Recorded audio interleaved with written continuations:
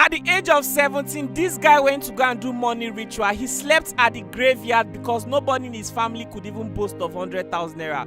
Today, he's a born-again Christian and is here to share his story. How many $1,000 did you receive? That was $12,000 times 4. $12,000 times 4. Yeah, 4 places. I was loaded to the extent that I even forget this same man that took me to burial ground. I didn't even remember him. I was just living my life, moving from hotel to hotel, lodging, doing a lot of bad things with girls, so many things. How much drink did they take? They take drink close to more than 3.1. 3.1 million. Yes. And how much did you have in your account? I was having 1 point something. 1 point something in your account? Yeah. Jesus. Hi everyone, my name is Daniel Unoko. I'm from Edo State. At the age of 17, I engaged myself in internet fraud just to change the situation of my family, because in my family back then nobody could even boast of 100,000 in an account. So I was so desperate to make money. I wanted to change the situation of the family. So I did a lot of bad things. I just want to share my story with you so that those young people who are like me out there, they should learn from me and they should not make the same mistake that I made. Bro, I can't believe that at the age of 17 you slept in the graveyard because of money ritual. Can you tell us what really happened? Yeah, at the age of 17, I was very desperate for money. I was eager for fame and success, because look, I've seen people around me, they were making it. It's only my family that was left behind. I wanted to change the situation of my family, because back then in my family, no one could boast of 100,000 in his account, even both the male and the female. So I'm the very last born of the family. So I wanted to change things. How many people in your family? We are 18 numbers. I wanted to change things. So I decided to engage myself in changing my family situation. So I met a guy and he said that we should come to Senegal. He wants to teach us Yahoo. That we should look for transportation by ourselves. So in that process of it, me and my 2 friends, we decided to do something about it, because my friends, they let me know that we can't just go into that place. Now Yahoo won't go do. We should go and have backup. We should go and look for somebody that will back us up so that it will be quick. So in that process of looking for somebody, we went to go and meet an old man. The man is a native doctor at Edo State there, and we went to a shrine. The shrine is very scary. It's one of the most scary places in that room. So when we got there, we explained ourselves to the man. The man was very eager to help us. So, and he asked us, he placed a condition of like, look at what we are going to do, that he's going to bathe us in the cemetery around 12 o'clock in the night. So my friends and I, we said no problem. We will go and think about it. So on leaving the man's place, those my friends, they said that they were not interested. They were very scared. Me, I was really looking for how to change the situation of the family. I was looking for everything to make the family okay. I was fearless and boldness. I said no, I can do it. I went back to the man in law. Those my friends, they didn't go.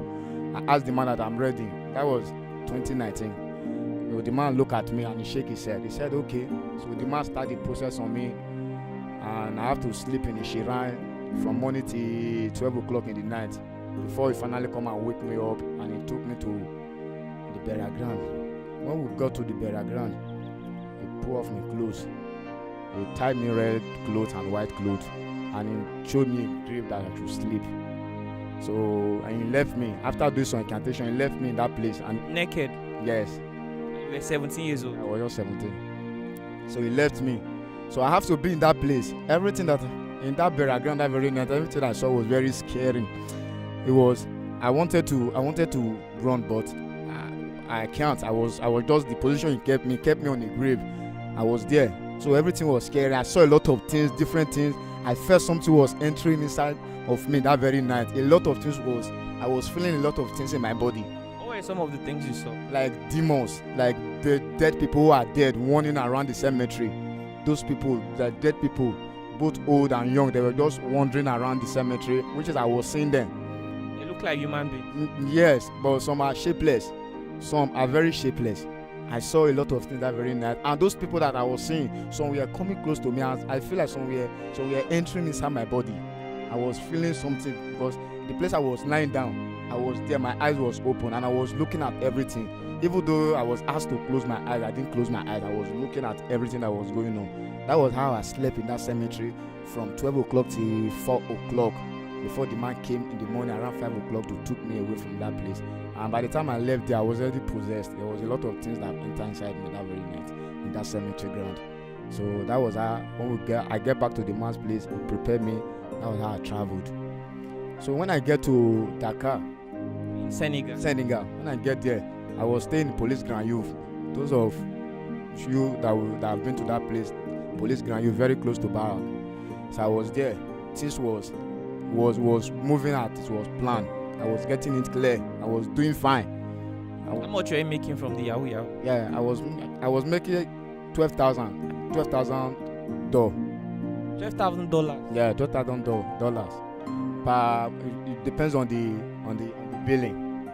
It depends on the billing. So I was doing fine. I was doing okay until after years in Senegal. When I was okay, I decided to come back home. So when I came back home, I forgot about the man who helped me. Like, how much did you make?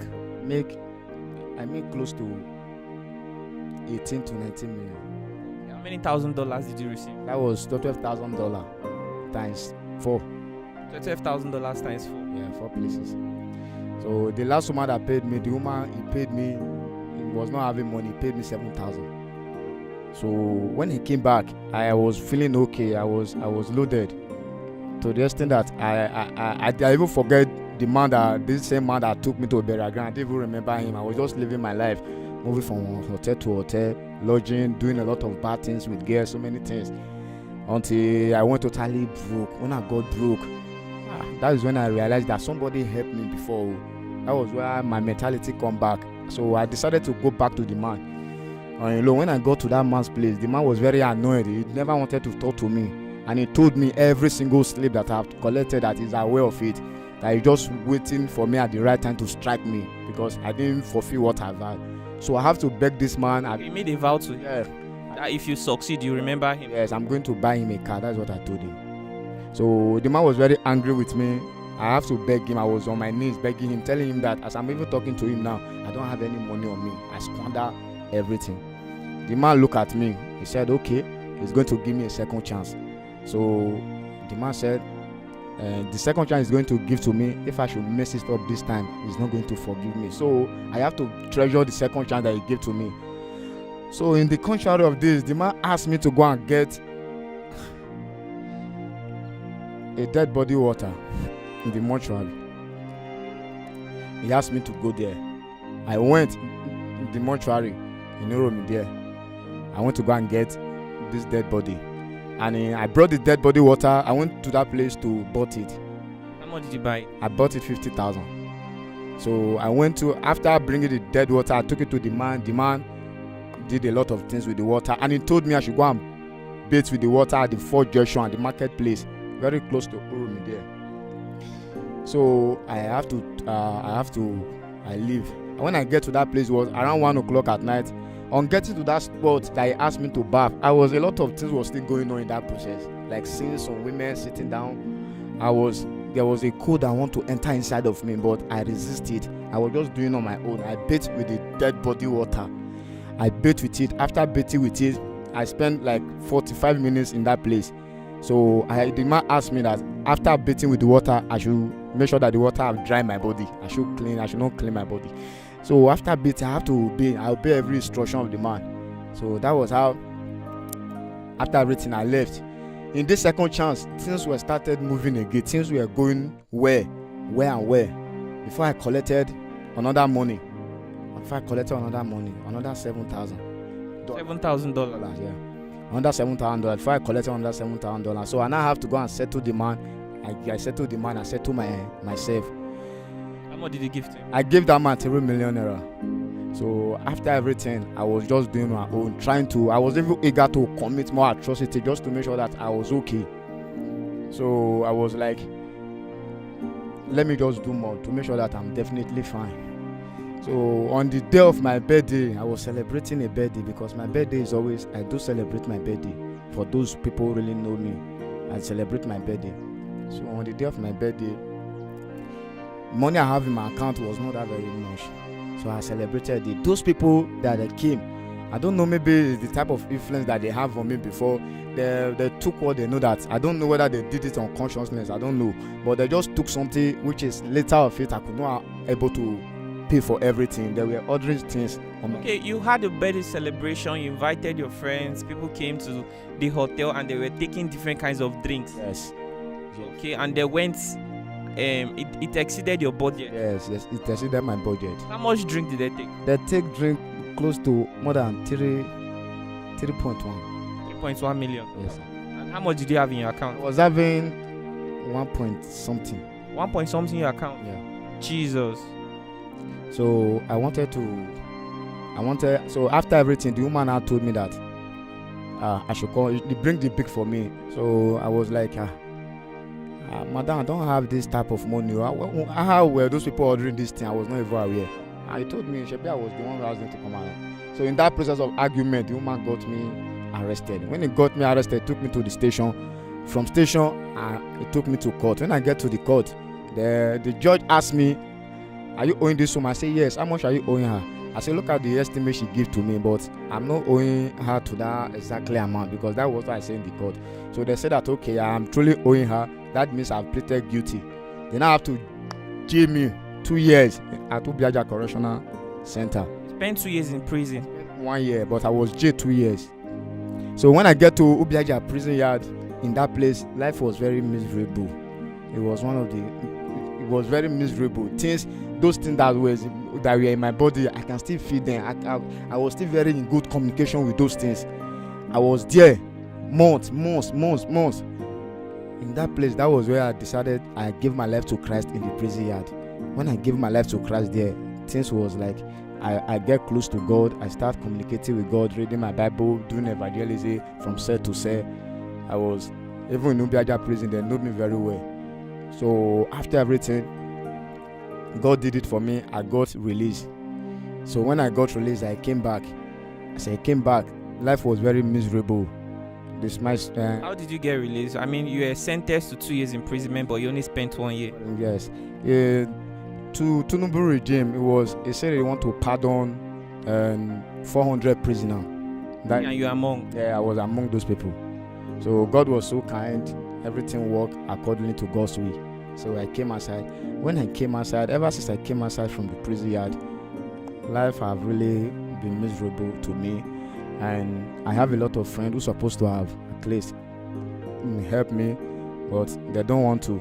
Some of them are giving me conditions to help me. And I have a son. I have a 2-year-old son. His name is Destiny. You had a child before you went to prison? Yes, I have a child before. His name is Destiny. By the time I came back from prison, even when I was in the prison yard, my wife was coming to that place to come and see me off, and my mom. So when I came back, life was very miserable. Any of my friends that I went to help me, they want to pull me back to those demonic things, which I've already given my life to Christ in the prison yard. So I came back and met my son. My son was there, my wife was there, our mom was there, everybody was there. And my son, as I met him in a very bad condition. He's suffering from hernia, as I'm talking to you now. He's suffering from hernia, which is they're asking me to come and operate him, because the thing gets big as every day it's getting bigger. So I beg all my friends that you help me, but nobody wants to help me. Instead of them to help me, they are planning of taking me back to my way of my life. And I said no. I said no. Ever since then, nobody agreed to accommodate me. I'm homeless from now. I don't have house. I don't have anything. Until I met one prophetess Deborah, which I saw her story online some months ago. So I decided to look for her. When I get there, she take me in. She has been the one caring for me. I've been sleeping in her church. I was just there, no communication, no for anybody, just abandoned me. And my son is just still dying of that hernia. So I don't want to go back to the past. I want to thank God for saving my life, because the way the things are going, I don't want to return to my past. I just want my son to get well. I just want to operate him. I pray God will help me, because going back to my past, I don't think if I should go back, I will escape it. It's just dead. Wow, oh Jesus. How old is your son? He's 2 years old. 2 years and 5 months. If you don't have a child, you won't really know what it feels like to see your son actually in a very terrible condition and you're not able to help that person. So hernia surgery is not so expensive. You mean you are so broke that you're not able to do it? Yeah, even this very point I am now, I don't have any money. I've been the woman of God who have been caring for me. I mean, you are the one who have been accommodating me at church. I don't have any money, even phone, I don't have a phone. You just take me in after the deliverance. She lay on me almost 7 days deliverance after coming from prison. So for now, I'm homeless. I don't have anything, and my friends, they are forcing me to come back. I don't want to go back. I just want to save the life of my son. Deborah, so it was that video we did that he saw and contacted you. Yes, sir. And you took him in. Yes, sir. Wow, this is really interesting. So he said that he's really, really broke right now, that he cannot afford surgery for his son. Very broke. I've been the one feeding and taking care of him ever since he came. He's even sleeping in my church. So I had to leave my place and be sleeping in church because of them, because my place is not conducive for me to pack everybody. I'm taking care of 8 youths now, and all of us will sleep in the church. And in my house, I have my mother there, my sister that lost her husband and her kid, my late brother's children. So I have like all my family that I'm taking care of there. So I just decided to go and sleep in church with them. So we have been managing in the church, and that's it. So for now, I can't even help him with the money for the surgery because I'm still very rich for now. I can only feed them for now. Okay, do you know how much is the surgery? Yeah, the doctor is demanding for 150. 150,000 naira. Brothers and sisters, what do you think about the story? What do you think about the story? And some of you watching this video right now, I'm sure you're already thinking about your life. Maybe at that point in your life where you are feeling tempted to make bad decisions because you want to become successful, because you want to prove to people that your future is bright. At this moment, you may want to rethink your decision. You know, it is stories like this that will make the young people think. Deborah came, she shared her story, somebody watched it, and now he has given his life to Christ and he's sharing his story. I am happy that, you know, people are leaving darkness and coming into light. And this young man right now, with the way he's talking, he seems like he's repented and he doesn't want to have anything to do with darkness anymore. So the thing that is most important to him right now is making sure that his son undergoes the hernia surgery, which we'll see how we can help him raise that money. And I will also, how old are you? I'm 24 now. 24. Have you thought of learning a skill? What is your plan for your life, for your future? Yes, I have a handwork which I learned years ago.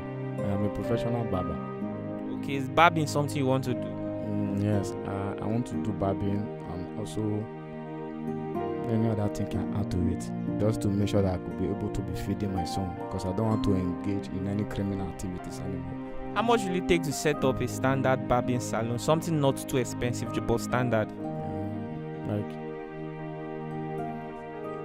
Like 450 or 500. Okay, you think 450,000 naira minus rent would be enough to start a barbing salon? The rent, let me say everything, I think 600 or 700,000 would be okay for. Okay, in Uromi, Edo State. Yes. Okay, all right. So these are your major concerns: your child getting well and you having something to do to earn a living. Is he dedicated in church? Very dedicated. What are some of the things he does in church? He's a disciple. Now he back the choir up when they are singing. He sings. Before I wake up sometime, I see that he has swept the church, cleaned everywhere. So he's very dedicated. How long has he been doing this now? Going to 2 weeks now. 2 weeks now. Oh, still recent. Guys, what do you think about this situation right now? Our brother needs our help, you know. We shouldn't turn a dead eye. He has made his mistakes. He's here. He has admitted it. He has learned his lesson. And he doesn't want to go back to the same thing ever again. So he really needs our help. And see, the most important thing right now to me is the fact that his son needs our help. He needs medical attention. So we need to see how we can help him achieve that. What is your advice for the young people in generation? What's your advice for the young people out there watching you? What I want to tell them is that not all that guitar is gold. I have dined with the devil. The devil is never a cheerful giver. once he gives to you, he will expect much in return. I just want to let them to know that they should wait for God's time, because God's time is definitely the best. It may take years, but when God starts blessing you, you are going to feel it, because if the Bible makes us to understand, it's like the blessing of God giveth to it and added no sorrow.